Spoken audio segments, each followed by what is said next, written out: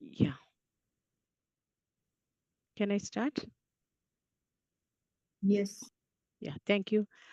Good evening, everyone. It gives me immense pleasure to welcome you all to this edition of Fever Foundation Quiz. Today we are having the North Zone quiz competition. And before we go to the actual quiz itself, I would like to very briefly tell you about Fever Foundation, which is who is organizing this Fever quiz competition. Fever Foundation is an independent and non-commercial foundation supporting the educational and academic activities to address the unmet needs in fever management. The foundation is committed to conceive, build, and sustain program and to make initiatives which are aimed at providing evidence-based update to healthcare professionals. With regard to the vision of Fever Foundation, it is to strive towards imparting knowledge on the unmet needs and provide information on research, education, and therapy updates on fever management. The activities of Fever Foundation includes annual fever conferences, fever CMEs. We bring about a book on fever management. Clinical and epidemiological research happens. We have started this year first research, challenging case presentation competition, young scholar award, patient education, paramedical education, public awareness, and parent education activities. So this year we had some special initiative. We started celebrating Fever Week from 24th to 30th May. It's the first time in India and first time in the world Fever Week was conducted. It was to commemorate the birth anniversary of Sir Gabriel Fahrenheit, who invented thermometer and the Fahrenheit scale. So during this week, we had several scientific activity. We had a mega webinar, national panel discussion on 24th May for pediatrician. It was on the topic errors in the management of fever. Then 25th May, we had for physician. Then we conducted CME across India. We planned more than 100 PME, CME programs in that week, and we could conduct all those CMEs across India. And during the fever week, we also had a lot of patient education and public awareness activity. I thank our Fever Foundation advisory board members helping us through this. And they, in fact, conducted this, and they were there on the FM radio and giving in the regional languages the patients and the public education activity myths, facts, do's, and don'ts during fever. Thanks to them. Then we also started fever research activity initiation. First original research activity has been initiated at Ellen Medical College, Bhopal. And we have postgraduate quiz competition. We have been conducting it for the past 6 years, and this year the zonal quiz is going on. Today is the last day for zonal quiz. We started on 23rd, 24th, 25th, and 26th. Today is North Zone competition. So pediatric PG quiz we have at 4 o'clock, and internal medicine postgraduate quiz always every day at 7 p.m. And we do have a poster presentation competition for PGs, pediatric and internal medicine. Please note, last date of submitting your posters 10th September, and the poster presentation competition will be on 17th and 18th. Please note the topic has to be related to fever. It can be case report or it can be original research, but to be related on the fever only. Then we have developed fever training manual. We are planning a certificate course for general practitioner and the family physician on the various aspects of fever management.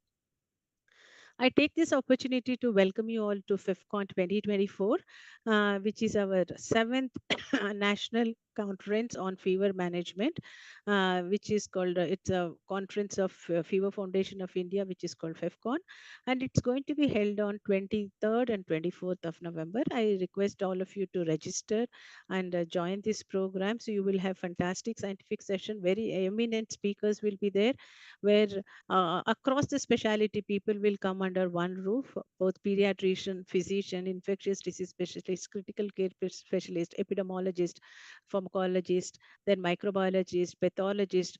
All those specialities who manage fever will come under one roof and discuss about the various aspects of the fever management. Please do join in. The link will be sent through your email IDs, and also all the details of the conference and the agenda will be sent to your department, will be displayed on your notice board. That's a free registration, so it's conference. So next coming on to today's quiz program, I once again welcome to all of you. I just would like to introduce our quiz panelist. Our quiz host is Dr. Jagdish Shenappa sir. Sir is a consultant cluster head at Pediatrics in the Manipal Hospital Group at Bangalore. Sir is a past president, respiratory chapter, Indian Academy of Pediatrics, 19 and 21. Sir is also CEO of Bangalore Medtrain LLP. He is a consultant, Child Central Bangalore. So, Dr. Jagdish Channappa, sir, it's really pleasure and privilege to welcome you, and I really thank you for helping us conducting this quiz throughout for the past several years, including this year. Thank you so much, sir. Welcome to you. We have a quiz master today, Dr. Balivant Anandakrishnan sir. Sir is a consultant pediatrics at Manipal Hospital, Bangalore. Sir is member of IAP Pediatric Infectious Disease Chapter, member of European Society of Pediatric Infectious Disease. He has done certificate course in HIV and other congenital infections from Italy. He has also done a certification in Visor Immunizer Management Code ESPID, certificate in antibiotic management course again at ESPID, and fellowship in infectious diseases from UK. And he has published in various peer-reviewed medical journal, and he's been there for various CME speakers. And he has also helped last year. Also, he helped us quiz program. Today, also, I really thank you for accepting and coming as a quiz master. So, welcome to you, sir. Thank you, madam. Thank you. And we have Dr. Rachna Das, madam. We will be hosting with Dr. Balivan, sir. Madam is a professor of pediatrics at PA Sangma International Medical College Hospital at Meghalaya, and also Rikpa Children's Clinic, Guwahati. She is associated consultant at Sydney Child Health Program, University of Sydney, Australia, fellow of pediatric infectious disease MCM. MS and examiner at IGNO, and formerly she was also associated and the founder head of pediatrics and the controller of examination at NEIGR HMS at Shillong and Meghalaya. So, Madam has several accolades and several kind of achievements. Just a short of time, I'm just reviewing is it. Her area of interest is pediatric intensive care and pediatric infectious disease and respiratory disease and pediatric rheumatology. And she has been really been awarded with several awards and accolades both from the government and NGOs and others. She has more than 50 publications in various national, international, and the regional journals. And she's been the editor of various newsletters of IAP, chairperson of scientific committee, and also editor of Pediatric Info. And she is a Clean Air Champion, Doctor of Clean Air, Lung Care Foundation, and member of Task Force of Government of India on COVID-19 Preparedness for Children. And she's been the founder member of Fever Foundation. Madam is also helping us with various scientific activity of Fever Foundation. I welcome Madam to this program. Thank you very much, ma'am. Welcome to you. So before we go, I want to introduce the most important member is the quiz jury. Sir is the jury for us for all the quiz programs. Sir will be ensuring that all the fairness and everything happens as per the rules and regulation, which is none other than the Professor Dr. M.K. Sudarshan, sir. Sir is also founder member of Advisory Board of Fever Foundation. Sir, ex-director and retired dean and principal professor and HOD of Community Medicine at Kempegowda Institute of Medical Sciences, Bangalore. Sir, the chairman of State COVID-19 Technical Advisory Committee, Government of Karnataka from March 20th to September 23. Chairman of WHO, Southeast Asia for Rabies Technical Committee. He has also been a member of National Technical Advisory Group of Rabies or Government of India and NABH, Principal Assessor of Ethics Committee and Clinical Trials. You may please cut short, madam. Thank you. Yeah, thank Thank you. you. Sir has Thank you. been really Thank you. with us, and you can see a lot of awards and accolades. And he's been the Best Doctor Award, BC Rai Award, and honorary doctorate. Sir, it's welcome and pleasure to have you, and thank you very much for helping us to Thank conduct you. this Thank program. Thank you, sir. Before we start the quiz program, I would like to tell about the rules and regulations of the quiz. The quiz is for postgraduate students only. The quiz consists of a multiple choice questionnaire and 15 seconds to answer each question. The option to be selected by clicking on the button on the text panel. The video display with option will be only for representation purpose only. The participants are advised not to leave the platform. Once the answer is submitted, it will not be possible to revert, and no negative marking. and the winner will be the maximum fast right answer. If there is a tie, the tiebreaker round will be done to decide the winner. I just want to repeat 2 points again here. The option you should select by clicking on the button on the text panel. The video what you are seeing is only just a representation. You cannot click on the video. You will have the text option just below the video wherein you need to click the button to submit the answer. Only those will be recorded. So please ensure that you click on the text button and submit your answer. And it's advisable to use laptop and desktop. Should not use mobile phone for getting answers for any colleagues are sitting nearby. Fever Foundation is not responsible for any form of technical error. Participation in the quiz implies that the participant accept the integrity of these rules. The participants who have given incomplete or inaccurate personal or contact details will be disqualified. Non-compliance with the rules results in automatic cancellation of the participant in quiz and the candidacy for prize. The first and the second winners from each zone will enter national level quiz competition, which is scheduled in November. And finally, the quiz master and the judge's decision will be final, and we all have to abide by the rules. So, thank you very much for listening. I wish you all of you a best of luck and happy gaming and learning also. Our eminent doctors would be there to help you out of that. Thank you very much. Over to Dr. Jagdish sir as a co-host. Over to you, sir. Thank you, Dr. Manjula, and it's always a pleasure to be here. And Dr. Balivant, my quizmaster, is here today. Dr. Rashna will be joining in a few minutes. Dr. Sudarshan is here to look at whether we conduct this quiz properly or not. Thank you, Mr. Jairaj and Mr. Praveen Singh for also being there today. So anyway, the rules of the game have already been outlined by Dr. Manjula. Please note two things. You have to choose the correct answer and you have to choose it fast. And you have to choose it correctly. Basically, many of you may get the correct answers correct, but the person who hits it the fastest will be rewarded. And these questions are not very difficult. They're pretty easy for postgraduates, so don't worry about it. Please participate enthusiastically and make it fun. So let's start. Computer Ji, are you ready? Shall we start? Okay, to start with, we are going to give some dummy questions. These are questions to get you used to the platform. After the first three dummy questions, we'll get on to the main show. So there are no marks for the dummy questions. It's only for you to get acclimatized to the system. So can we start off, Computer G, with the first question?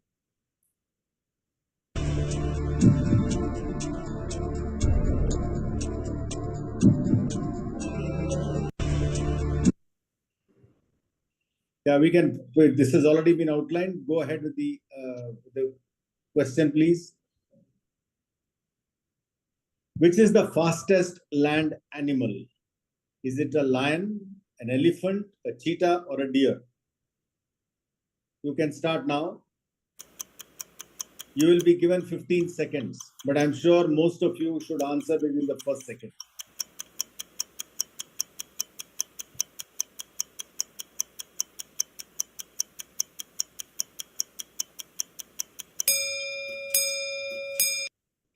Well, you can highlight the answer, please. Yes, it is the cheetah. The spelling is a bit wrong, but it doesn't matter. It is the cheetah, which is the fastest land animal, and it can outrun all the others on top. The elephant is the slowest. The deer and the lion follow, and then subsequently the cheetah. Right? So let's see how many have answered correctly.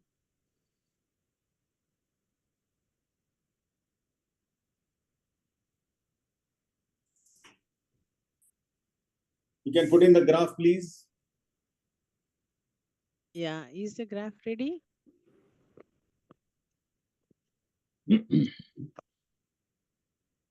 So these are the dummy questions. So you please practice so that it will be easy for final ones. Yes, sir. The graph is ready. Yes. So I think everybody's got the answer correct, and so we have a very, very intelligent and fast audience. Let us see who has answered first. Well, Dr. Acharya has answered from GTB Hospital, New Delhi, and she has taken 2 seconds. That's wonderful. So let's move to the second demo question.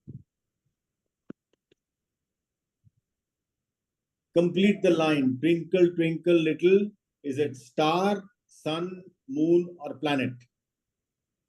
Dr. Manjula, I think we should get about 100% here. Yes, sir. Being Yes. pediatric. Time starts now, sir. It's okay. Yes, sir. Yeah, Over. Time is getting over. Yeah. Yeah, being pediatric. They have to. Yes. Sir, even now we remember, sir, this song, this poem, this Let's see. rhyme. Actually. Let's see the graph.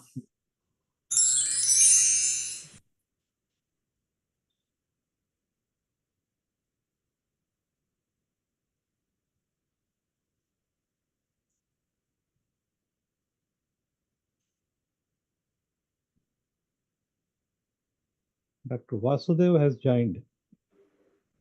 Wonderful. So he wants to see how his zone does, sir.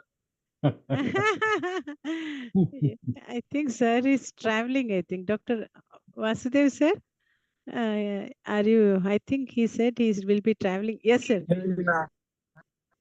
Welcome, sir. I'm on way to airport. Ah, I have joined since beginning.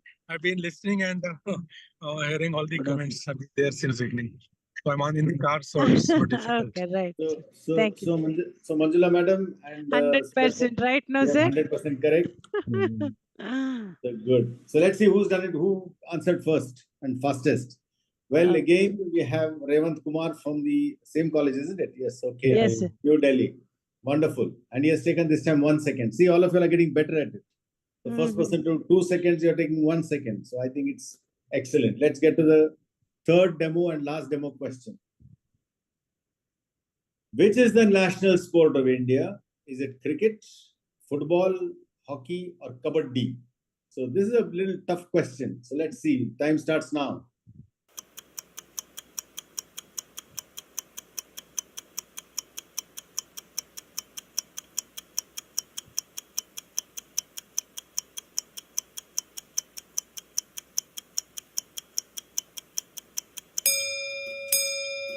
Well, highlight the correct answer, please. Well, it is hockey. And another very unique day today is the start of the Parisian Olympics. So I think India should do well there. So we should do well in hockey. Let's see the graph, please. How many have answered correctly? Do you expect 100%, Dr. Sudarshan here? No, I don't expect. Certainly not. Okay. So that too with cricket being there. I'll be pleasantly surprised to see a 100% correct answer. Right, I'll sir, be right, happy. Well, sir. Hi, great. Oh, sir. So let us see who answered fastest now. I think this will be 1 second again. Manjula? Yes, sir. Yes, sir. Yes, 1 second. Again, Revant Same Kumar from Revant. University College. Yeah, you famous. Wonderful. So now we've finished the fun part of it. Now we get to the serious business. So you have got the hang of it. So let's start with the actual quiz. And I will be taking the first 3 questions and Dr. Balivant will continue after that. So let's start with question number 1. Penton Valentine leukocidin is produced by A. Streptococcus, B. Staphylococcus aureus, C. Pneumococcus, and D. Corynebacterium diphtheria. Your time starts now.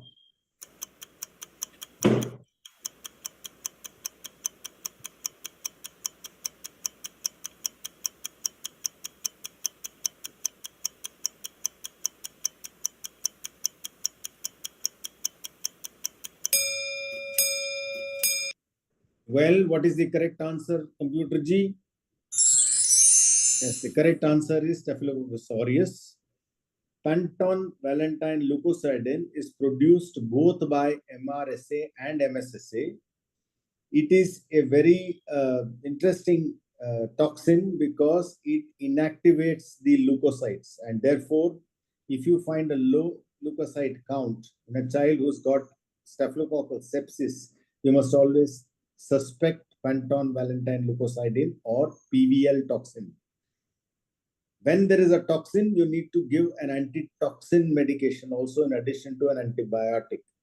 And the antitoxin medications are two antitoxin antibiotics. One is clindamycin, the other is linezolid. So both these can be used to counter this toxin. So let's get the graph now, if it is ready.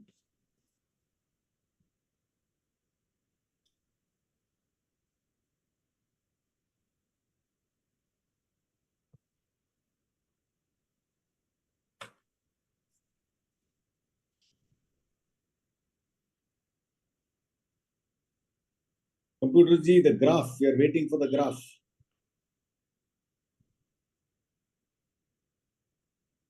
So, is the graph ready? Yes.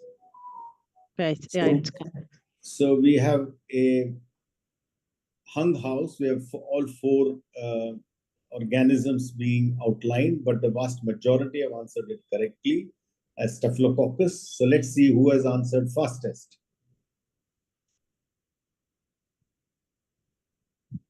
Wonderful. Dr. Bhavya Shah has answered in 1 second from the Maharaja Suhail Dev Medical College at Uttar Pradesh. Congratulations. So let's get to the second question.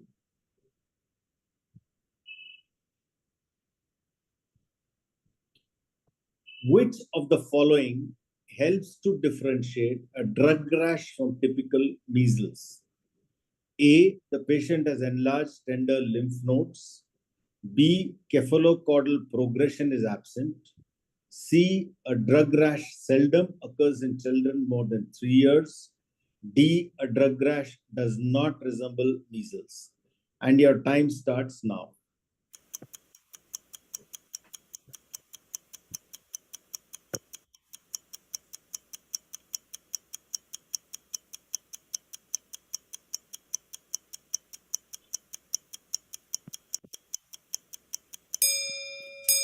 Thank you. Can we have the correct answer, please? Absolutely. Patient can have enlarged tender lymph nodes in a drug rash. Patients can get drug rash even in small children. And a drug rash may resemble measles in many ways because it is a maculopapular rash. You can get a hemorrhagic rash. You can get different kinds of rashes. You can have an exfoliation. You can have a Steven-Johnson syndrome with a drug rash. But what is peculiar about measles is it starts from behind the ear and progresses across the body right up to the extremities. You also may get an enanthema, that is, you may have a rash inside the mouth or what is called as the Koplik spots. So it's important that when you're looking in a child who's got fever and rash, you look carefully inside the mouth for Koplik spots and you look for progression as it starts from the back of the ear or the back of the pinna downwards to the extremities. So this is a very characteristic issue of typical measles. Of course, many of our children are now vaccinated and may not show this characteristic progression. So let's see what the graph says. How many of you have got that answer correct? Well, again, I'm very, very, very happy that the vast majority have got it correct. So now let's see who has got it fastest. Excellent, well done. So now we have Uttar Pradesh and Rajasthan, both of them participating or getting into the race quick. So let's take question number 3. Question number 3 is which bacterial infection known for causing fever and characteristic bullseye rash and transmitted by ticks? Your time starts now.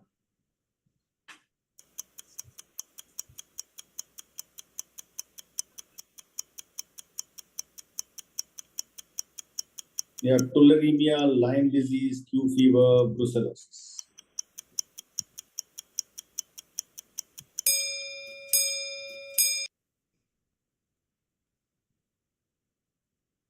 Correct answer, please. The answer is Lyme disease. I'm going to bring in Dr. Balivant because he's a person who's trained in the in UK. How often have you seen Lyme disease, Dr. Balivant? Sir, in India, Lyme disease is rare, but in the western side, the Lyme disease is very common. It's caused by a tick bite. Generally, children presents with rashes. The rashes, characteristics rash, looks like a bullseye appearance. The bitten area, there will be a erythema, looks like a small nodule. Then the rashes start spreading. Looks like a very big oval rash. Suddenly, there will be a central clearance. So the peripheral rim looks like a one erythematous zone, followed by a central clearance. Then again, in the center, there is a nodule. So this looks like a bullseye appearance. This is a characteristic of Lyme disease rash. In addition to the skin manifestations, Lyme disease particularly will affect the joints, and you might land up with an arthropathy which can remain for many, many years. So I think it's important to recognize this disease. It's not so prevalent in our country, but is pretty common in especially the United States. So if a child comes in from the United States with a peculiar rash, please keep Lyme disease in mind. So let's see the graph now. Okay. So we have quite a few have answered it correctly. So let us now see who has answered it fastest. Again, we have Revant Kumar, who has now come back into the game from New Delhi. So now we have got a good spread from Rajasthan, from Uttar Pradesh, and from New Delhi. So now Dr. Baliwant will be your quiz master. I hand over the question number 4 to Dr. Baliwant. I also welcome Dr. Rachna ma'am. She has just joined in, sir. Welcome, ma'am. Yeah, good afternoon. Just for some time. I might have to leave anytime. So then we will do one thing. Dr. Rachna, you start the quiz till as long as you are there, and Baliwant will take over after that. No, sir. It's okay. I think Valiwant is doing a good job. Okay, fine. I'm sitting in between a lot of people. Yeah. Okay. Baliwant, you can start. Yeah. Question number 4. Blueberry muffin rash are seen in A. Congenital syphilis, B. Rubella, C. Measles, D. None of the above. Your time starts now.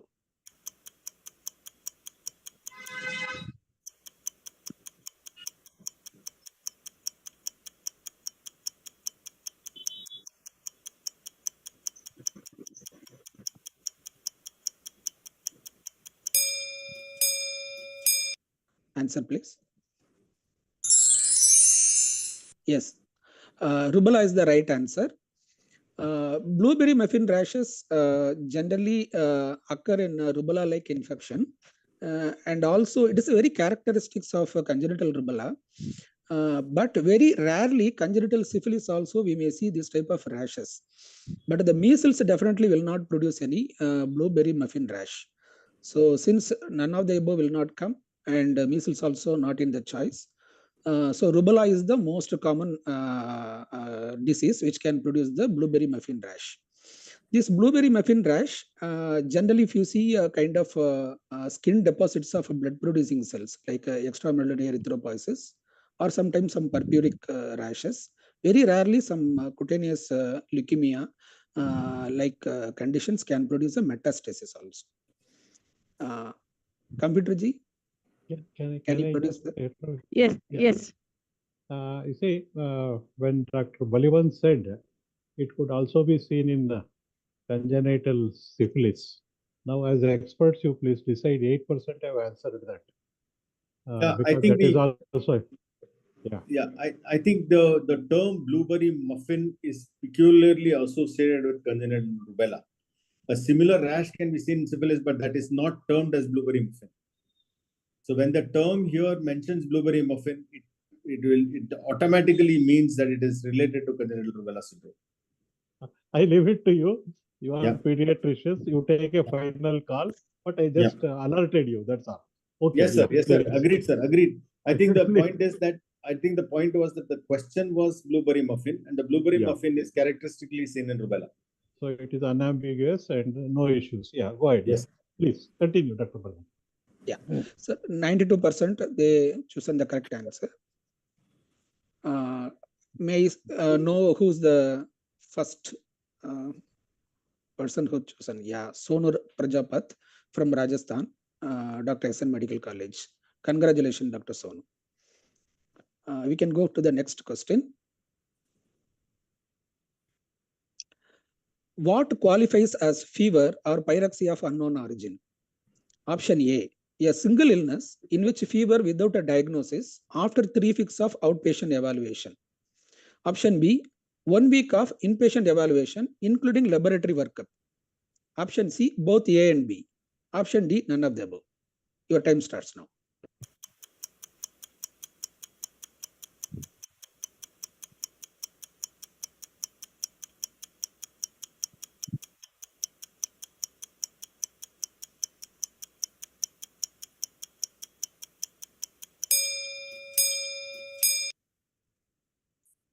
Answer, please. Yeah, the right answer is the C, both A and B option. May I see the graph? It's a simple question. Okay. See, yeah, correct, sir. See, actually, the pyrexia of unknown origin basically classified the child have a fever, 38 degree or 100.4 degree, at least for more than 3 weeks, with the 2 visits of outpatient evaluation, or 1 week of in-hospital evaluations. So this is a classical description from 1961. And it is available in the Nelson textbook, and they have actually now classified into classical FEO and neutropenic FEO and HIV related FEO and hospital acquired FEO. So this comes under the classical FEO. May you see the graph? So 83% they chosen the option C, which is the right answer. And may know who's scoring the first. The winner is Ravant Kumar, University College of Medical Sciences, New Delhi. Congratulations, Dr. Ravant. We'll go to the next question. What is the most common malignancy in children? Option A, Wilms tumor. Option B, neuroblastoma. Option C, acute lymphocytic leukemia, ALL. Option D, acute myeloid leukemia, AML. Your time starts now.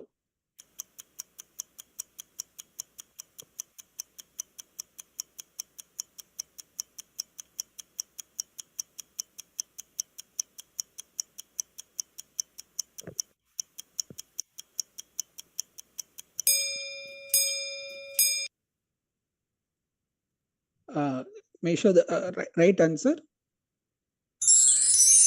Yeah. Acute lymphoblastic leukemia is the right answer.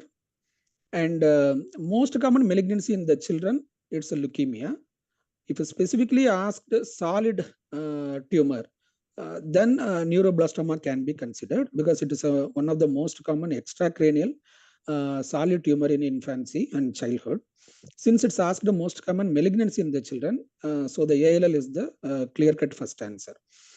And Wilms tumor, kind of a renal tumor, you know well, AML will not come in the choice. May see the graph, please.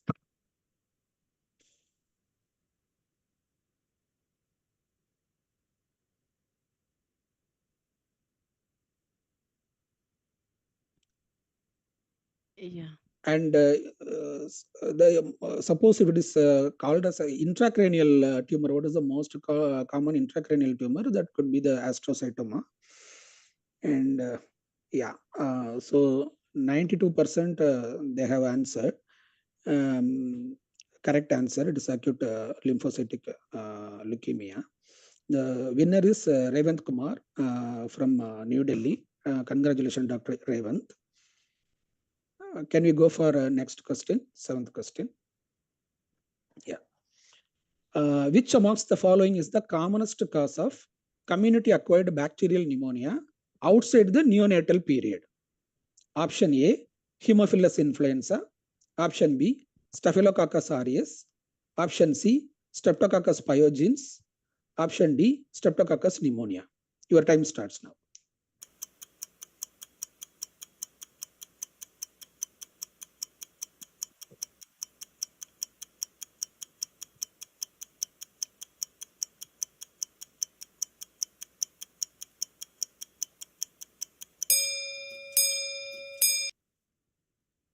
Right answer, please.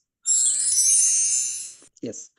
Streptococcus pneumonia is the right answer. It is the commonest bacterial infection causing a community-acquired pneumonia beyond the neonatal period. You know well, in the neonatal period, the congenital pneumonia commonly associated with the maternal genital tract and the environment and hospital-acquired infection, predominantly a gram-negative infections contribute much. But once the neonatal period is crossed, then it's the most common bacteria causing a pneumonia is a streptococcal pneumonia.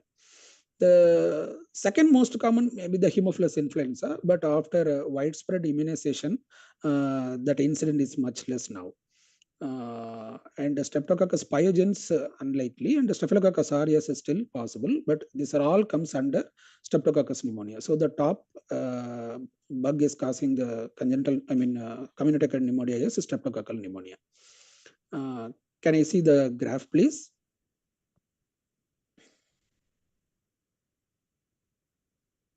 And the most common viral cause in community-acquired pneumonia is a respiratory syncytial virus. So 80% of candidates correctly answered the streptococcal pneumonia. May I know who's the first candidate fastly answered? Again, Dr. Revant Kumar. Congratulations, Dr. Revant Kumar from New Delhi. Yeah. Revant is really doing well. Yeah. And next question, please. Which of the following infections is or highly possible in patients with the splenic microabscesses? Option A, tuberculosis. Option B, melioidosis. Option C, brucellosis. Option D, all of the above. Your time starts now.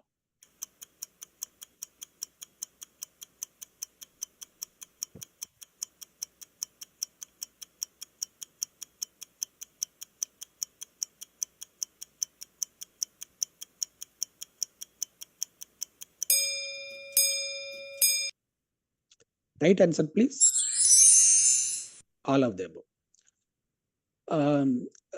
Splenic microabscesses can seen in tuberculosis, especially the disseminated TB. And melioidosis, it is a very classical finding in a melioidosis caused by Burkholderia pseudomyelli.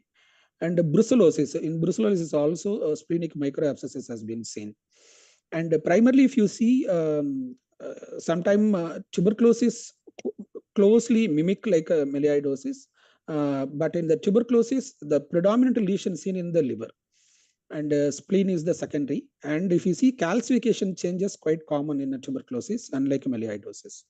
So it's a melioidosis is a kind of a saprophytic bug. It's commonly available in the soil, water, in all the environment, and it can involve multi-organ involvement. Sometimes its patient can present with the PUO.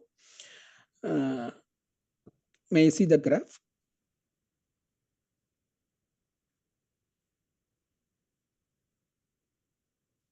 Okay.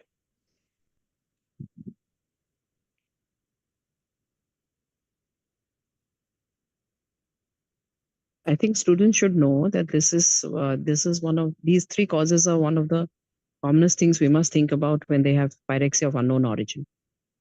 Yes. Yeah. So now the variable answers. Option D chosen by 44%, and the other options they have particularly melioidosis 33% they chosen, but tuberculosis and brucellosis also can cause a splenic microabscesses. So all of them would be the appropriate choice. May know who's answered correctly. Yeah, Jivansha Diwa from University College of Medical Science, New Delhi. Congratulations, Dr. Jivansha. Yeah. Question number 9. What kind of infections are common in children with the chronic granulomatous disease microbiologically?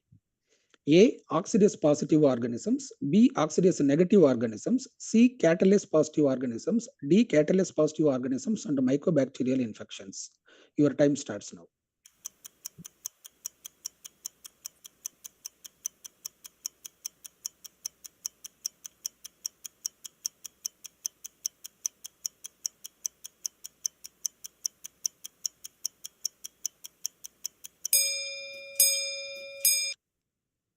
Right answer, please. The right answer is option D, catalase positive organisms and mycobacterial infections. Chronic granulomatous disease, you know well, they actually causes a defect in the NADPH oxidase, and the neutrophil lost the function, and the H2O2 may not affect these bugs, especially the catalase producing organisms. These catalase producing organisms are called Staphylococcus and Serratia, Salmonella, Burkholderia. And fungus like Aspergillus and Candida also comes under the category. And if you see, the reactive oxygen species affects the formation of the peroxynitrate, which is required to detoxify the mycobacterial infections. Since there is a lack of reactive oxygen species, mycobacterial infection also seen in the chronic granulomatous disease. It's a kind of a genetic mutation happens in the subgroup of people. So they present with both the catalase positive organisms and mycobacterial infections. So the correct answer is option D. May you see the graph?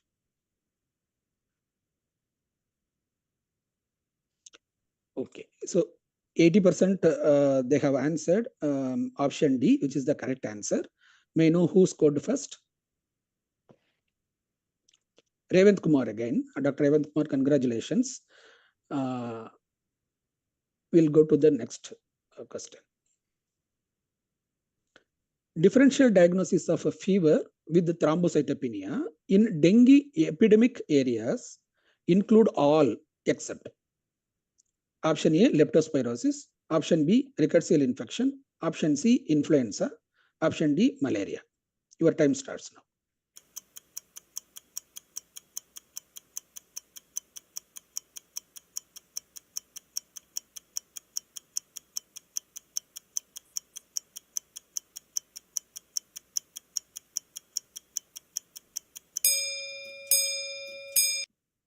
Yeah. Right answer, please. Okay, it's all except, so it is a influenza is the right answer. Fever with the thrombocytopenia can happen in leptospirosis. It is very commonly seen in the rickettsial infections like scrub typhus or Rocky Mountain spotted fever. So they can present with the epidemic typhus, all those things. They present with the thrombocytopenia, and the rashes also will be there. And malaria, both anemia and thrombocytopenia is known to occur. So influenza is the only viral illness that may not cause thrombocytopenia. So the right option is option C, that is influenza. May you see the graph?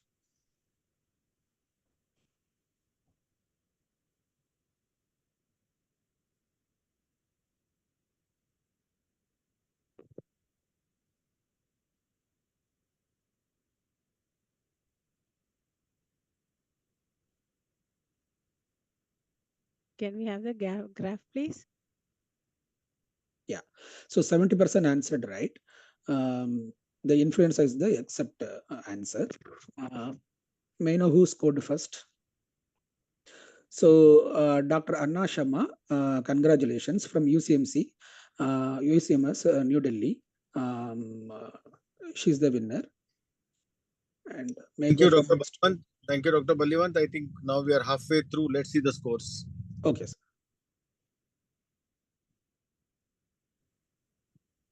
Yeah.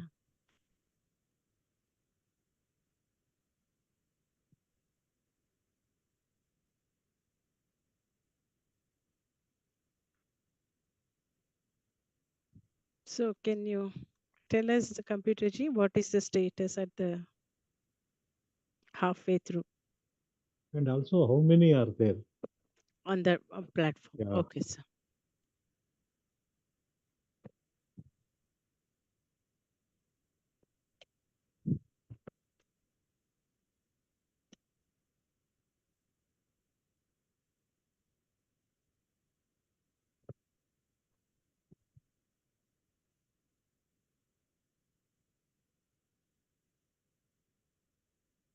Okay.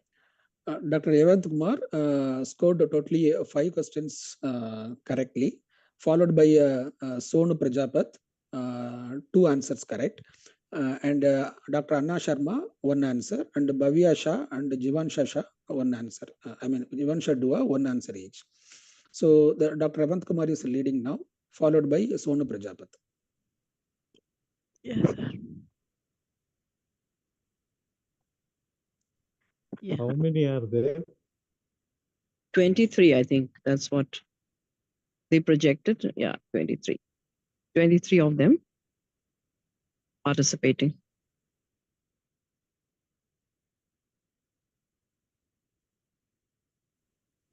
Can we move ahead, sir? Yeah. Question number 11. For CS of culture proven gram-negative uncomplicated meningitis, what is the duration of the treatment? Option A, 21 days. Option B, 14 days. Option C, 10 days. Option D, 7 days. Your time starts now.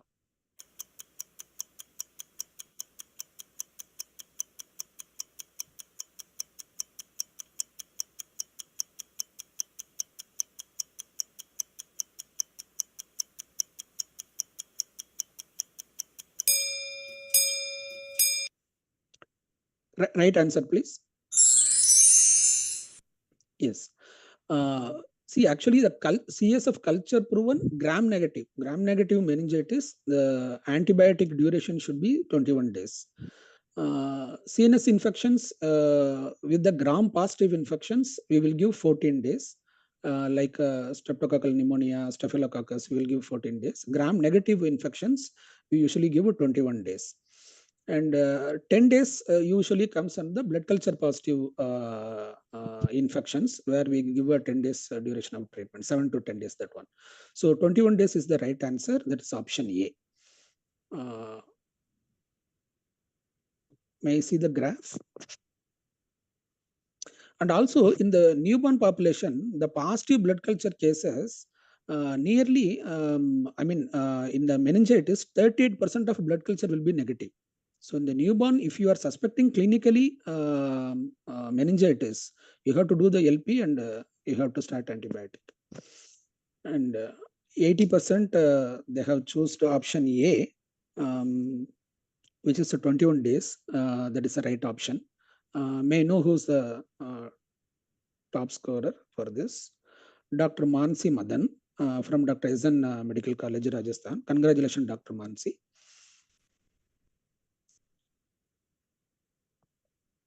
Question number 12.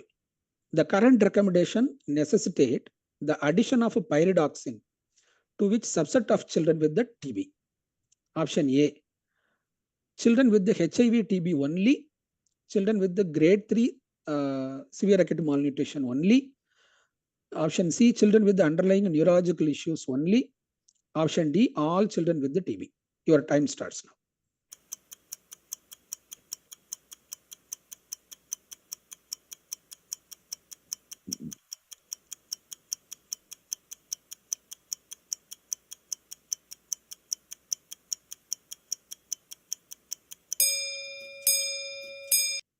The right answer, please. Okay. The right answer is option D, all children with the TB. You may see with the previous guidelines, the pyridoxine may not require for all, but it can be added in a HIV or severe malnutrition like a SAM grade 3. But the recent publication from Indian Pediatrics in 2020, so they have said all the children, those taking a INH, the pyridoxine to be included. Because of the peripheral neuropathy caused by the high dose of INH, and also this population is a kind of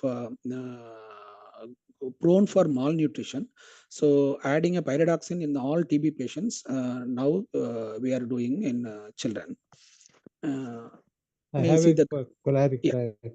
See, here the question is, in which subset of children with the tuberculosis? Subset of children. And the answer is all children. So I request the experts to take a view at this question. Point taken, sir. Point taken. I think the subset should not be. Yeah. So anyway, we'll see the answer. We'll disqualify, but we'll see. No issue. Because how many have answered others? We'll see. Yeah. Yeah. So Significant proportion. Yeah. Yeah. So we disqualify this question. I think for not framed correctly. So we will take one extra question at the end. 20 plus one extra question as of now. Over to the quiz master again. Thank you. Thank you. Sir.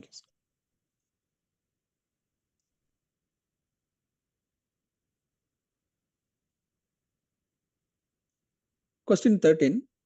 Which idiopathic condition presents with the fever, weight loss, night sweats, and is often associated with the lymphadenopathy and hepatosplenomegaly? Option A, Castleman's disease. Option B, Kawasaki disease. Option C, temporal arteritis. Option D, granulomatous with the polyangiitis, GPA.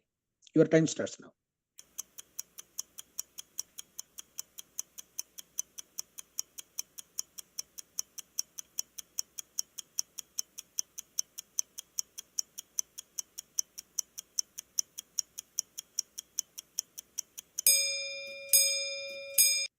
Right answer, please. Option A, Castleman's disease is the right answer.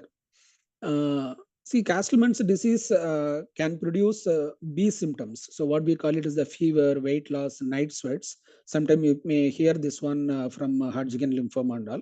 And it can produce a lymphadenopathy and hepatosplenomegaly. Kawasaki disease, definitely you know the set of answers. And temporal arteritis will not cause B symptoms with these features. Granulomatous and polyangiitis also unlikely to be answer. So the Castleman disease is the right answer. And also, if you see the Castleman disease, it have a major criteria and a minor criteria. The major criteria is the histopathological examination of the lymph nodes. And the minor criteria, it will come hemoglobin like anemia and elevated CRP and ESR with the hypergamma and hypoalbuminemia with the renal involvement. So the Castleman disease is a kind of a histopathological diagnosis along with the clinical clue. May I see the graph? So 64% answered. May I know who's the top scorer?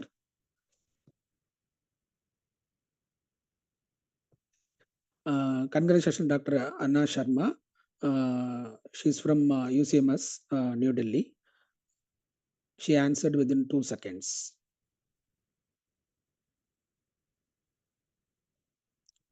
Question number 14.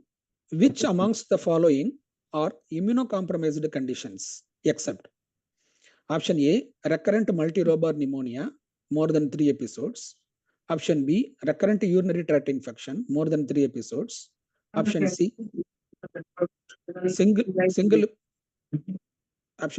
episodes of pneumocystis pneumonia. Option D, single episodes of meningitis with the pneumococcus. Your time starts now.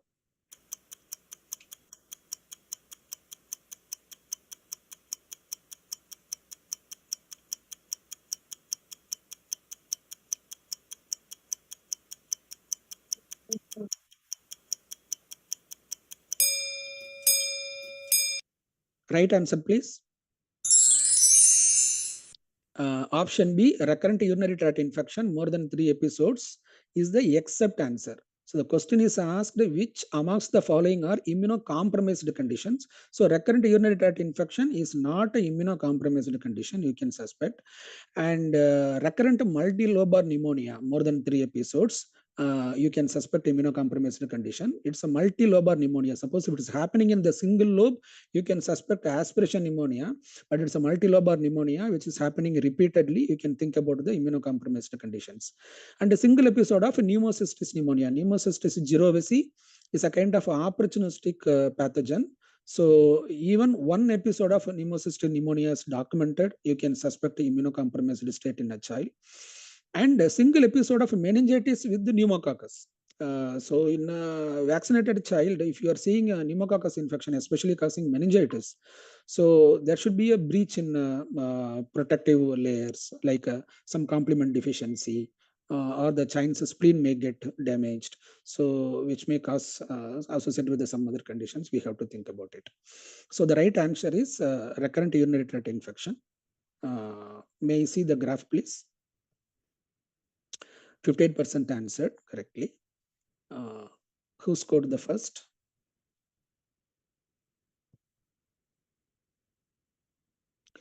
Congratulations, Dr. Mansi Madan. She's from Rajasthan, Dr. Yasan Medical College. She answered within 1 second.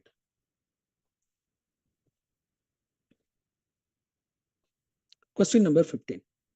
Which set of infections are common in children with the asplenia? Option A, pneumococcal and meningococcal infections. Option B, meningococcal and Haemophilus species. Option C, salmonella and meningococcal infections. Option D, all of the above. Your time starts now.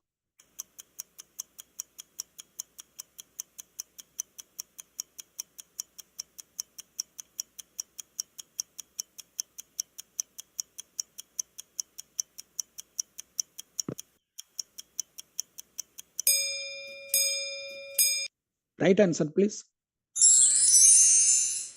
Okay. So the right answer is D, all of the above.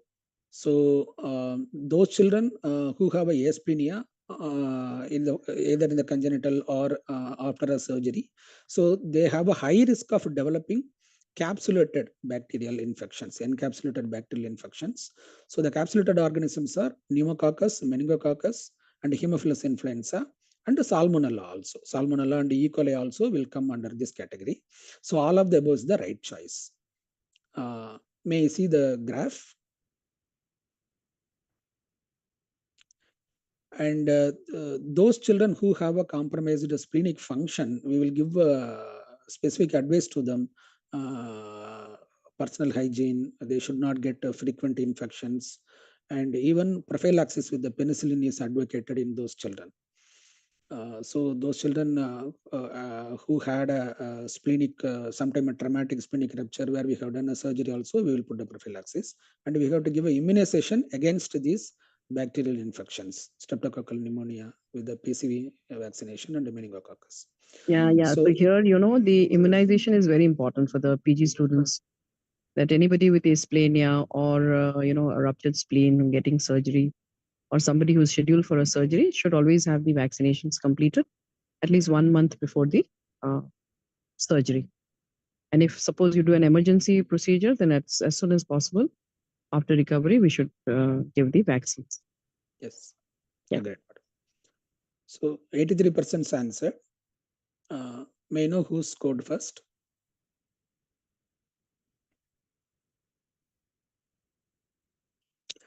Congratulations, Dr. Jivansha Dua. She's from University College of Medical Science, New Delhi. She answered in 1 second. Question number 16. How CNS manifestations occur in leptospirosis? Option A, high burden of spirochetes in the blood. Option B, penetration of spirochetes in the CSF. Option C, immune-mediated mechanisms. Option D, all of the above. Your time starts now.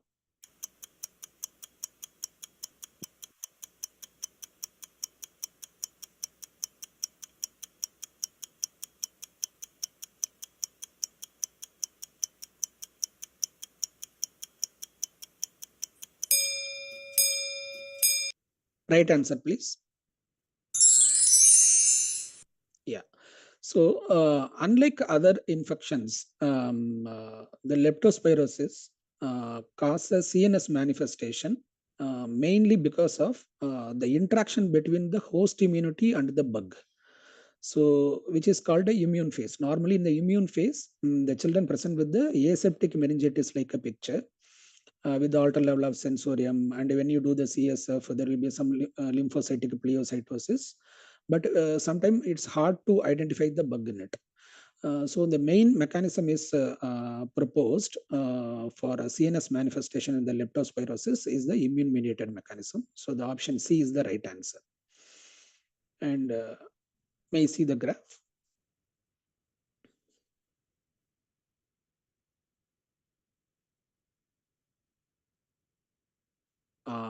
But option D only 100% they have written, I think. So yeah, correct. For these questions, there is no correct attempt for by anybody. So yeah. Question number 17. A 4-year-old child presents with the prolonged fever, conjunctivitis, strawberry tongue, cracked lips, swollen hands and feet, and a polymorphous rash. What is the most likely diagnosis given these conditions? Findings. Option A, scarlet fever. Option B, Kawasaki disease. Option C, hand, foot, mouth disease. Option D, toxic shock syndrome. Your time starts now.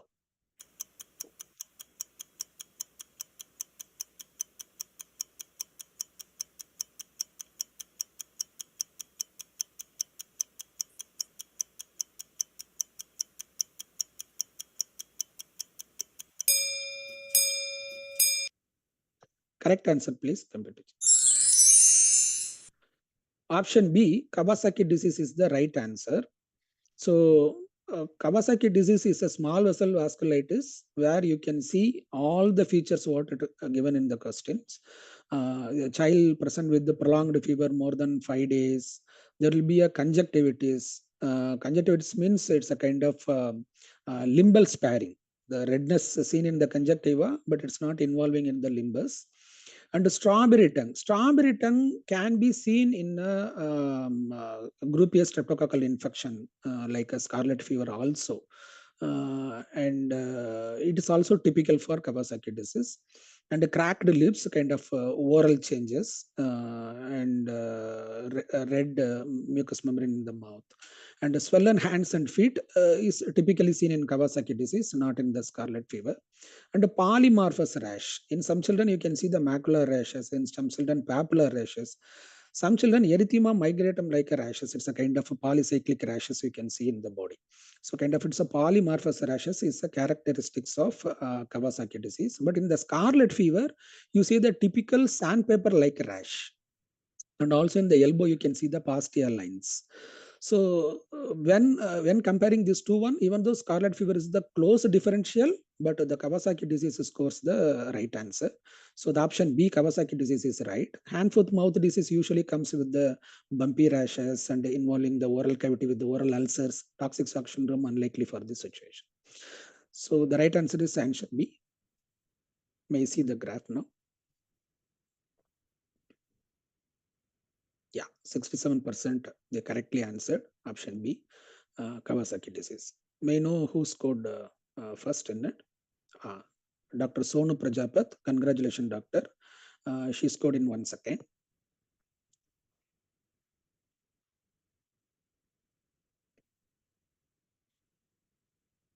And question number 18. Why daptomycin, a new MRSA antibiotic, is not helpful in MRSA associated pneumonia or MRSA lung abscess? Option A, inactivation by surfactant. Option B, poor penetration inside the lung parenchyma. Option C, penetration in a dead tissue and pus is inferior. Option D, causes reflex life-threatening bronchospasm. Your time starts now.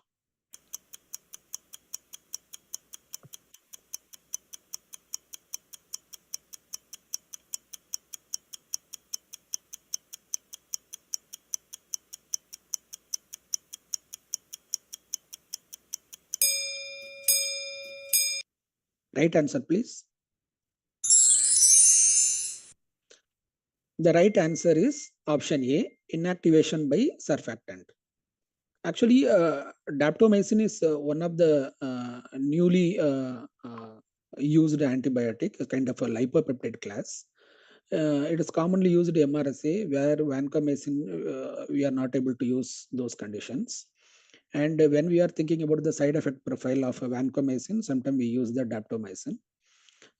But what are the causes we should not use when we are suspecting infection in the lungs? So some antibiotic can be inactivated or deactivated by some chemical substance in the particular organ. So one among them is the daptomycin, which is inactivated by the surfactant.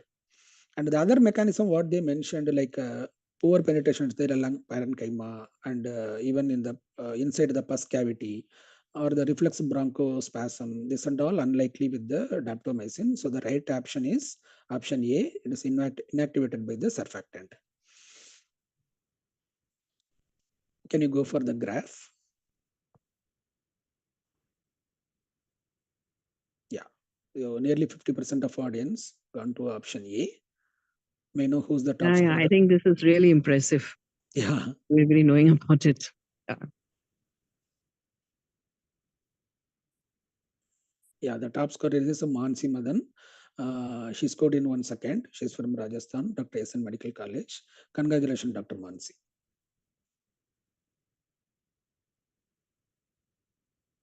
Question number 19. Which species of Plasmodium infection do we need to give anti-malarial therapy to prevent a relapse? Option A, Plasmodium falciparum. Option B, Plasmodium vivax. Option C, Plasmodium ovale. Option D, both B and C. Your time starts now.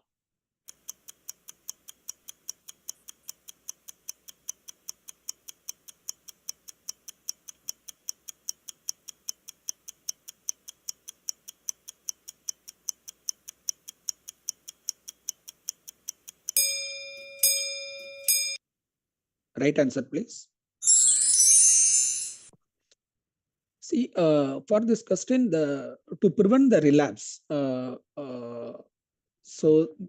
antimalarial therapy to be given in the two infections, both the Plasmodium vivax and the Plasmodium ovale.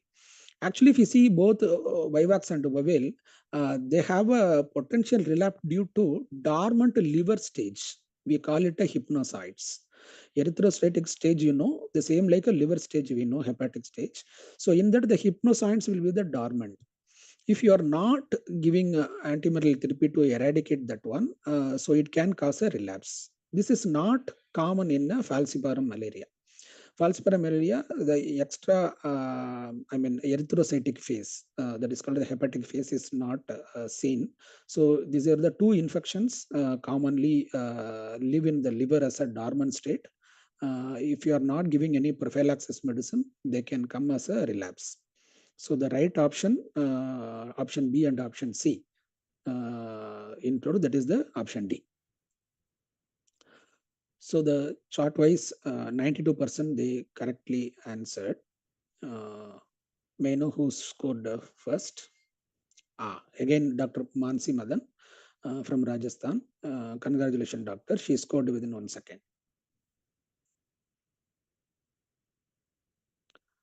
And question number 20. What is the duration of the treatment for uncomplicated infective endocarditis? Option A, 2 weeks. Option B, 21 days. Option C, minimum 6 weeks. Option D, 3 months to 6 months. Your time starts now.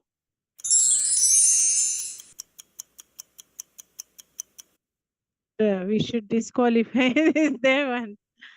Computer G, take the next question. Sir, you are on mute, sir. Yeah, that says take the next question. Yeah, next question. Yeah.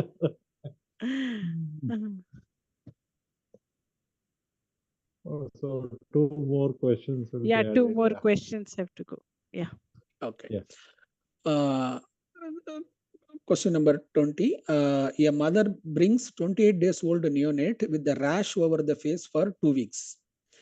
The child has a heart rate of 58 beats per minute. What is the specific antibody for the diagnosis of this condition? Option A, anti-Rho. Option B, anti-dsDNA. Option C, anti-CCP. Option D, anti-topoisomerase. Your time starts now.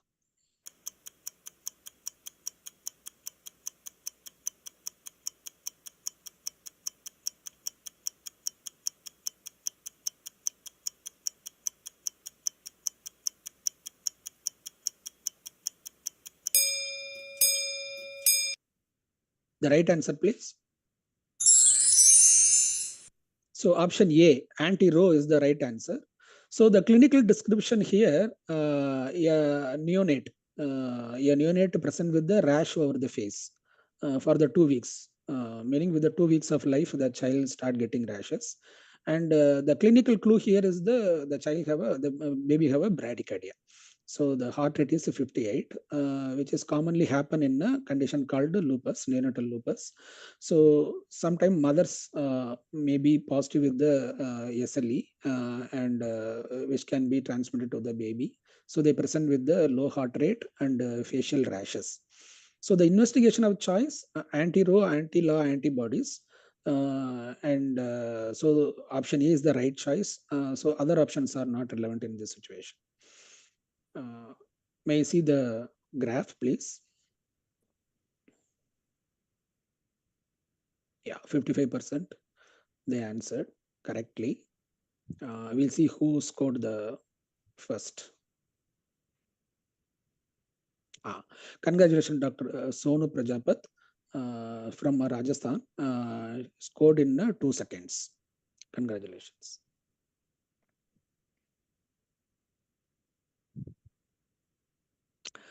Twenty-first question.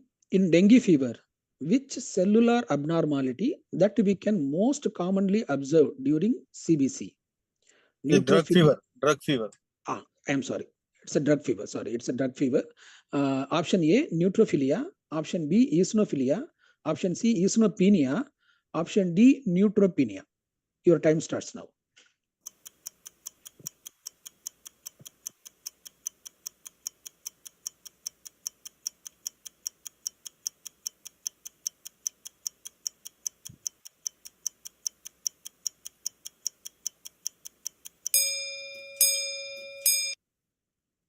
Right answer, please. Eosinophilia is the right answer. Usually in the drug-induced fever, for example, commonly what we know is a drug reaction with the eosinophilia with the systemic symptoms. So the children presents with the eosinophilia is a predominant one, which would be the clinching diagnosis when we are seeing they present with the rashes. We don't know whether it's because of the background illness or because of the drug what we have started.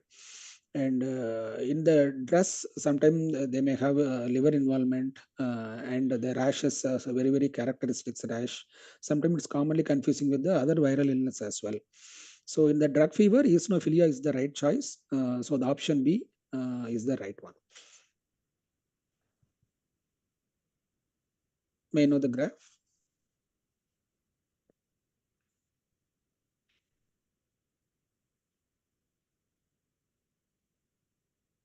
Yeah, 75% answered correctly. And who's the first one responded properly?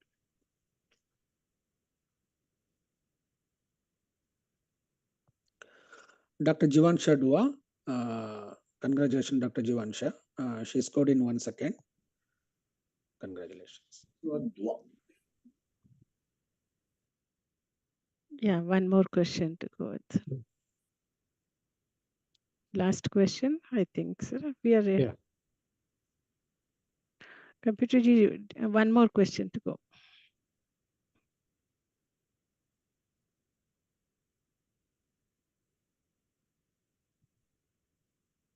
Two disqualified. Madam, one and Ma'am, 20 खत्म हो गया. 20 questions were. I think over. Over, sir. 20 questions. Because 20 one question was wrong and another question the computer issues. So 19, sir. Two. One was disqualified, one was. So they have to give one more question. Oh. Please give one more question. Correct, Alva, sir, Sudarshan, one sir? more. One more should come. And also, please note one question number 15. None have answered correctly. Oh, yeah. Okay. Which condition is characterized by recurrent episodes of fever, oral ulcers, genital ulcers, and uveitis, and is of unknown etiology but thought to have an autoimmune component? Option A, Burchard's disease. Option B, Cancrum oris. Option C, Crohn's disease. Option D, Sjogren's syndrome. Your time starts now.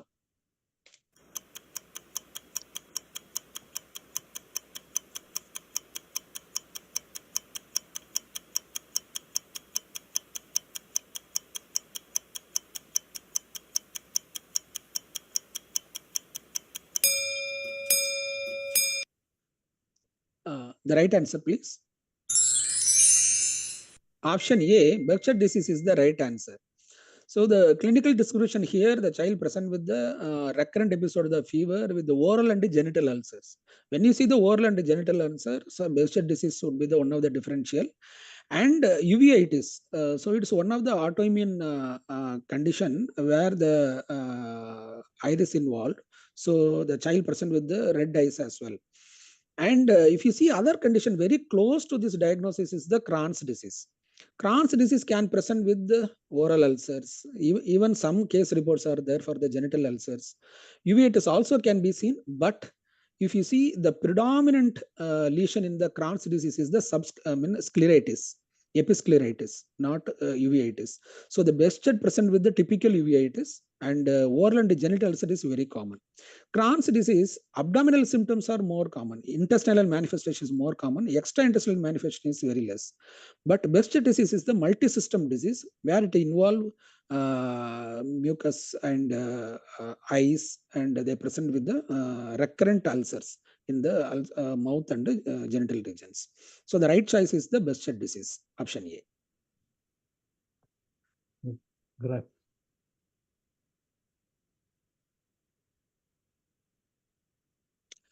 Oh, 90% they scored, they chose the first answer, option A.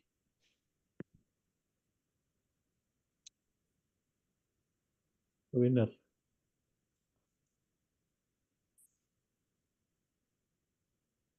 Yeah, Dr. Revant Kumar. Dr. Revant Kumar from New Delhi, he answered correctly. So option A is the right choice. Congratulations, Dr. Revant.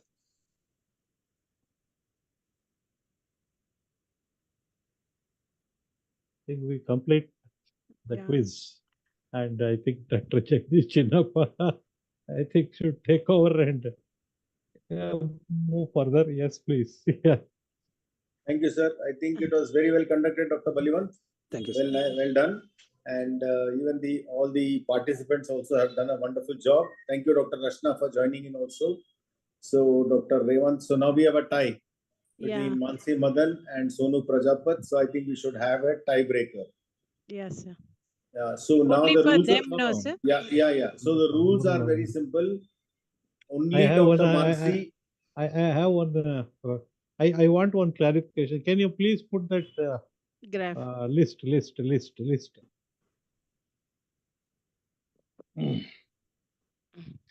See, there were 20 questions. Okay. Am I correct? There were 20 questions. And for one question, there was no correct answer. Correct, sir. So then how many correct answers have to be there? No, I may be wrong. Just please put that Graph. this one. Yeah, list with scores. List of students with scores. No, it is for the benefit of everybody, particularly for me. I normally get doubts like this. Can you put that list of students with scores? In my opinion, it should score to correct answer should count to 19, because for one question, none answered correctly. Now, yeah. See, yeah. So there was some change. Yeah, just.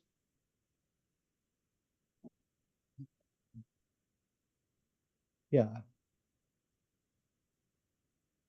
Yeah. Can somebody clarify, am I thinking wrongly? Because I am not good at mathematics. There were 20 questions overall. And for 19, there were correct answers. Okay, for one, there was no correct answer. So it means none answered correctly means one question was not answered.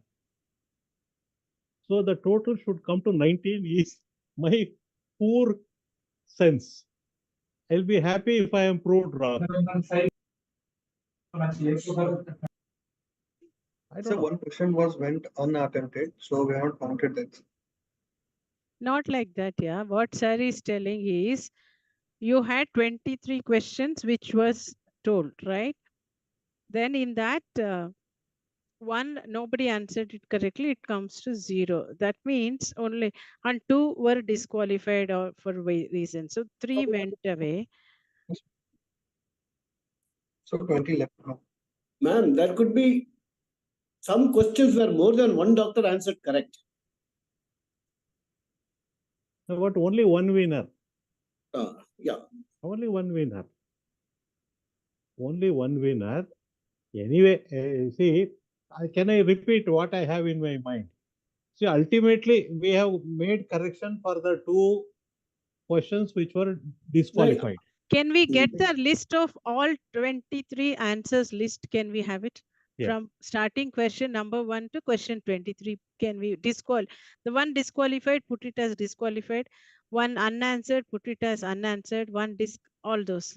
Actually, I have written down, I can tell, but let the computer tell. I think actual number will be more. Yeah. Because I have written down which question No, who I think answered everything. I think Dr. Sudarshan has a very valid point. There should be Yeah. 19 correct answers. Correct. No, So no, let them it- put all the 23. I want all the 23. Please display all 23.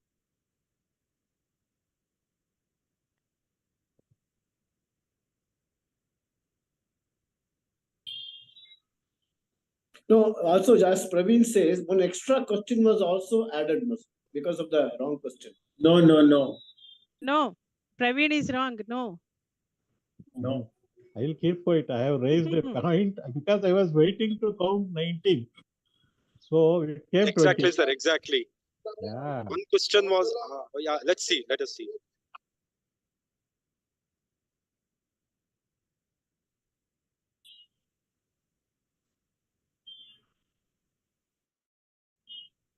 So there were 22 correct, sir. 22 questions that were asked. Anyway, let them show. I think Dr. Manjula. Yeah. There were initially 20 questions. Plus one question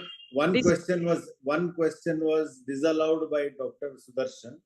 Another question was mistaken by computer G. So therefore, there were 18 questions. Out of the 18 questions, 2 additional questions were given. So total number of questions was 20. Out of the 20, 1 question was not answered correctly by any participant. So therefore, total correct answer should be 19. So if there are totally 19 correct answers, we should have 19 count in that list. Yes. That's why I am sitting here 4 days, 4th day, 3 hours simply listening to pediatrics and medicine. Huh? Sir, you Please can show the entire list. Sir, Dr. Sudarshan, you can appear for ECFMG now.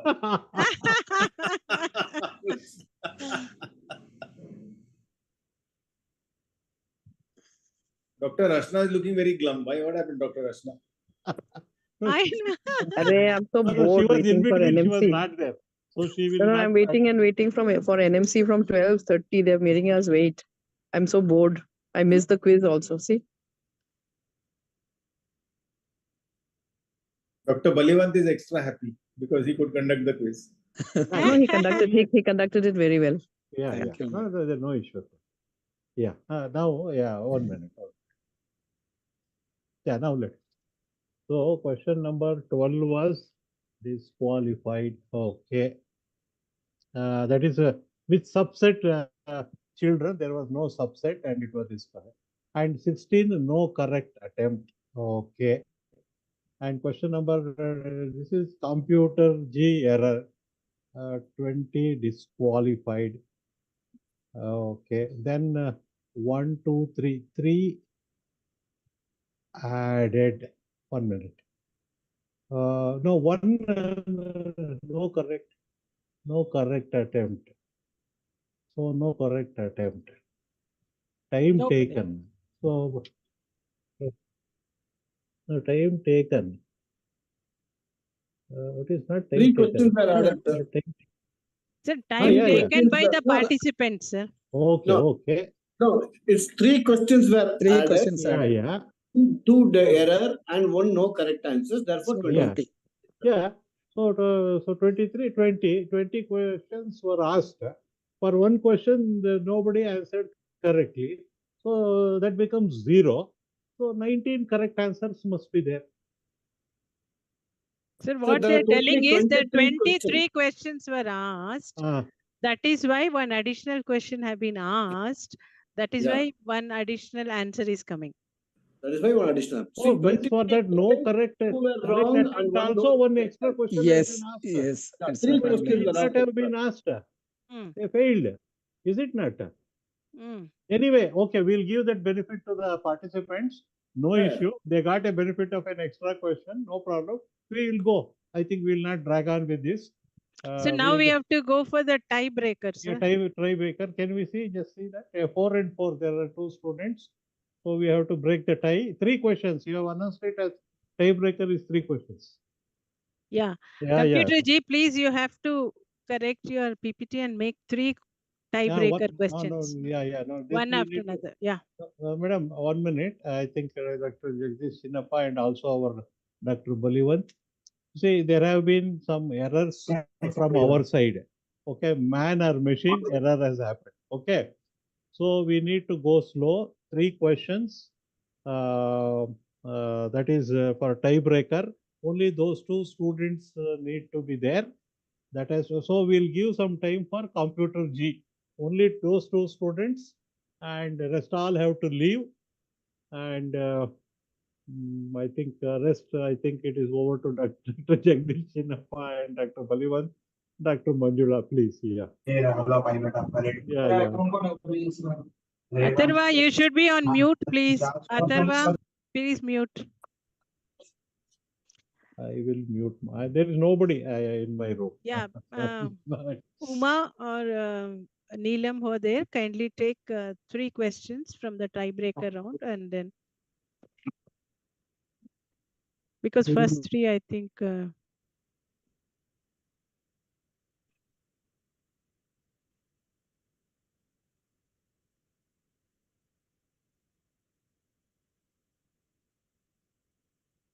The first candidate from UCMS, because there were so many, that one I don't remember the name. I think it will be there. So now I think to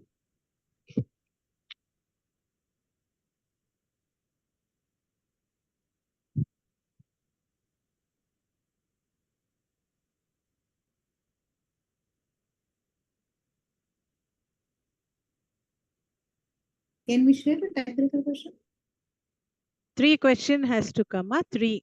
And plus, in Yes. case there is an additional tie break, be ready with the other 2 questions also. yes. Okay. Okay, yeah.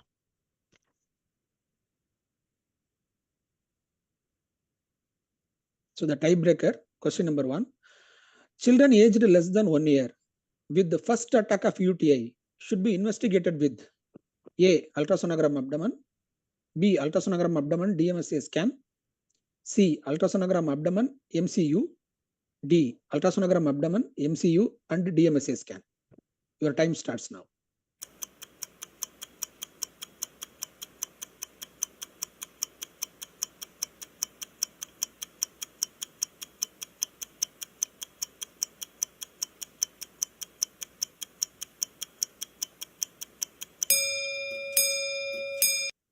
The right answer, please. Option D. Ultrasonogram abdomen, MCU and DMSA scan is the right answer.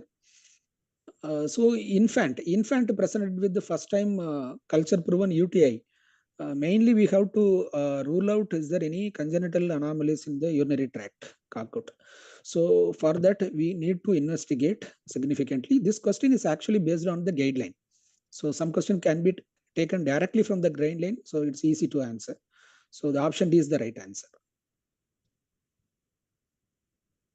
Sudarshan sir, we have to consider only Mansi Madan and Sonu Prajapat, sir, right, sir? Correct. Right. Only those 2. I don't remember the names.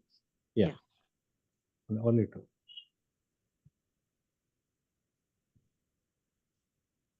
Yeah. Okay. Yeah. Can we see?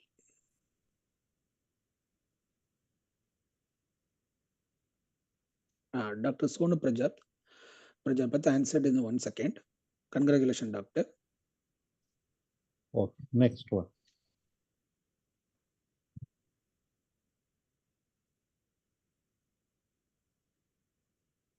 Question number 2.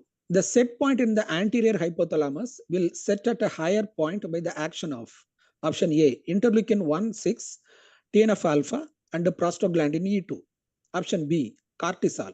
Option C, epinephrine, norepinephrine. Option D, all of the above. Your time starts now.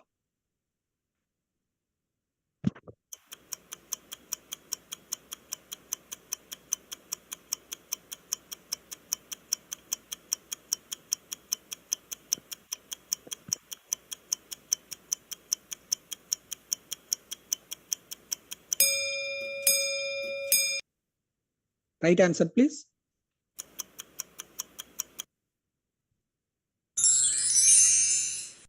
Option A, interleukin 1-6, TNF alpha, and prostaglandin E2 is the right answer. This question can be easily answered if you know what is the mechanism of fever. So when the bug enter into our body, so these chemical mediators are released. So these are the reason why we are getting fever. So they usually increase the set point of the anterior hypothalamus from 98 degree to, for example, 101 or 102, where the body feels hypothermic when compared to the brain set point. So it started increasing the body temperature by shivering the muscle and other environmental stimulus for us. So option A is interleukins and TNF and prostaglandin E2 is the right answer. May so the see the graph, please. Right. No, correct. Okay. So last tiebreaker, sir. Last tiebreaker. Last. Yeah, we'll see. If it is answered by the other candidate. Question 3. Again. Which of the following We don't occurs need by... another tiebreaker, ma'am. Sir, can I read? Yes, sir. Please go ahead, sir. Which of the following occurs by airborne transmission? Option A, tuberculosis. Option B, varicella. Option C, measles. Option D, all of the above. Your time starts now.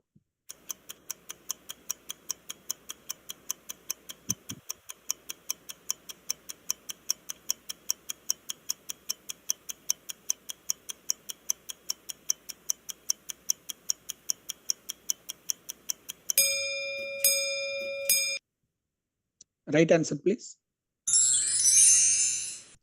All of the above is the right answer. Sometimes it's it's a testing question. We may think varicella may not spread through airborne, but varicella is a airborne disease only.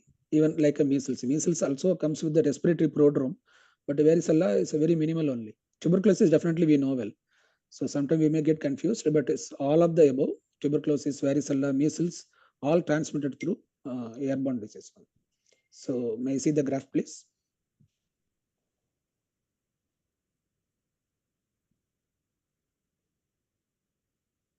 Yeah, hopefully no tie, sir. One previous. It has to be another name this time. Dr. Sonu Prajapat scored the first mark here. Congratulations, Dr. Sonu. She answered in the 1 second. What was the previous name? Yeah. Previous was Mansi, Dr. Mansi Madan, sir. Yeah, so only two were there. Mansi and Sonu, one each. No, sir. Previous also Dr. Sonu. First Is one it? also Dr. Sonu. Then it is over. Yeah. Two and one. No, right, four. So they will have to show the score again, sir? Yeah. So let them show. Okay. Let them show of this tiebreaker event. Can you show the three questions which you played as tiebreaker all together?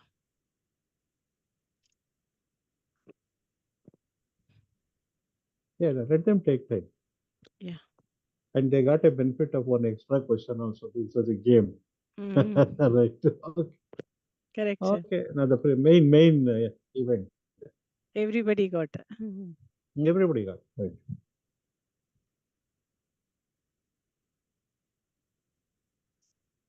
No, they need a minute. I have no issue from my side. Right, sir.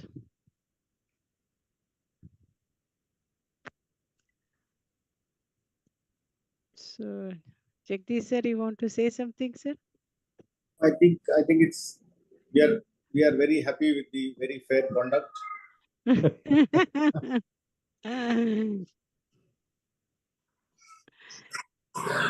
Dr. Balivan sir, what do you say overall?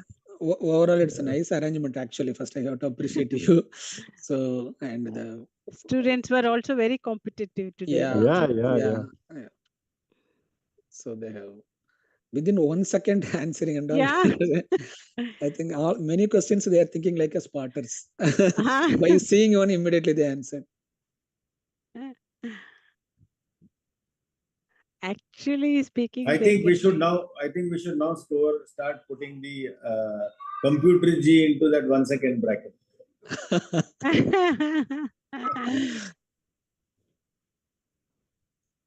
Computer G is taking time.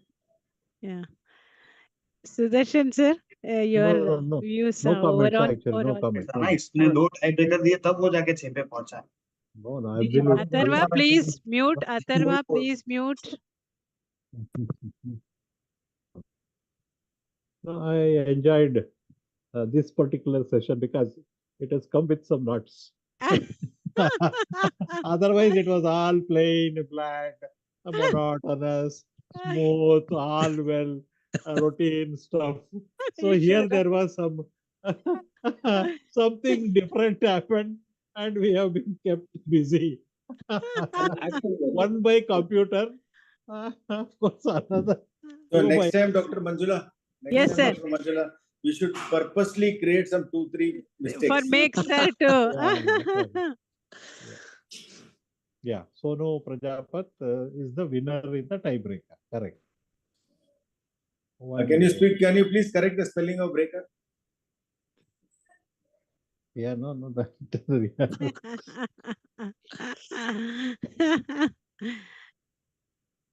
And font size of Sonu Prajapat? Okay. Good. Congratulations, winners. Yeah. Congratulations, winner. Yeah. Congratulations to all the participants. SN Medical College is in Ajmer, if I am correct. Yeah, it is. Jaipur, sir. I have got that. Jaipur, sir. No. Just check. SNS Jaipur, sir. No, it is SMS. SN Medical College. I see. Okay. That is SMS. I have gone long back, 30 years back. I think I have gone. Right. Medical College, Ajmer, SN Medical College, Ajmer. Somebody, anyway, we can check it in Google anyway. So, madam, I think Dr. Jagdish Chinnappa or all of you have to conclude my side. It is over. Done. Thank you, everybody.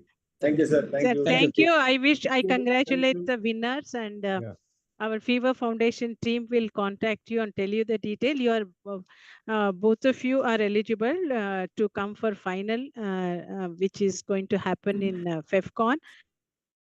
Able to participate in the national final. So be ready, and then it will be in November. So Dr. Revant Kumar and Dr. Sonu Prajapat, our Fever Foundation team will give you all the details about all this.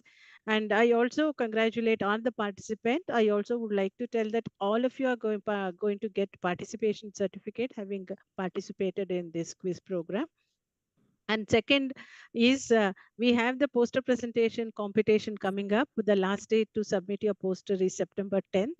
Kindly submit your poster. The details will be shared at your HODs and also at your notice boards.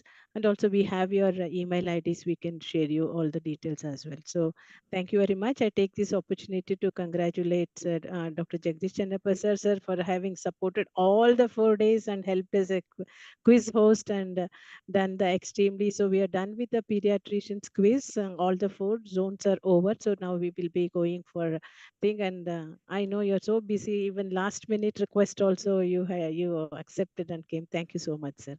Dr. Balivan sir, again, yours was also last minute request. Wonderful, sir. You took so much effort in going through everything, discussing, and thank you so much. It was wonderful to have you. And it was also not only game for children, for the postgraduates, you also made it very, very kind of informative as well. They learned a lot during quiz program.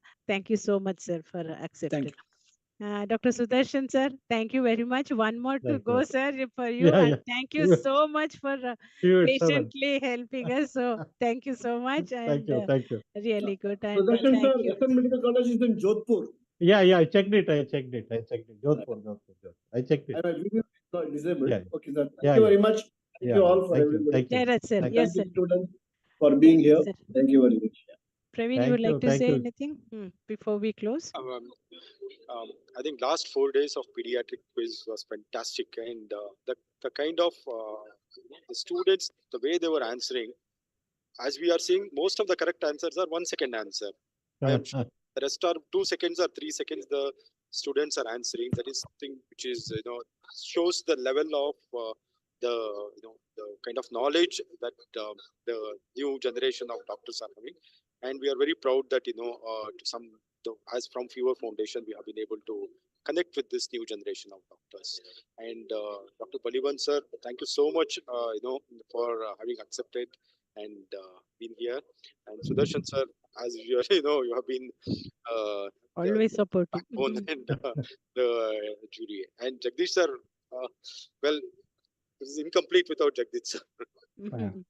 Thank you, sir. Thank you very much. Thank you very much, sir. Thank you, sir. Namaste, Thank you very sir. much. Thank Thank you. you. Namaste to all of you, sir. Thank you. So Krishna has recovered, huh? Yes, sir. Can you stop recording, please? Yeah.